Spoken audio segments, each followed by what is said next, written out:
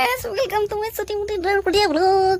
বহুতে ভাবি আছে যে আমাৰ পথাৰ ইমান দেৰিলৈকে হেক নাই মাছ বহুত বেছি পথাৰ আছে কিন্তু নো নাভাবিব কাৰণ আমাৰ পথাৰ নহয় আমি বেলেগৰ মাটিত খেতি কৰো কিন্তু আজি আপোনালোক ক'বলৈ অতিকৈ সুখী হৈছে যে আমাৰ আজি পথাৰ হেক মই ইমান খুশি মই ক'বই নোৱাৰো মানে মই নদীতে জপিয়াই দিলো মানে ইমানে খুশি আজি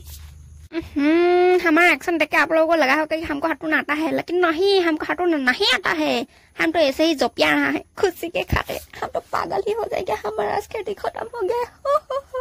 खेती खत्म होने की खुशी में हमारे मेजर ने दिया एक दावत हाँ रुको मोरा के साथ हमारी मानो तो शुभ काम में देरी करना अच्छा बात नहीं होता है तो हम भी काम पे लग ही गए और हमारा बाप भी काम पे लग गया है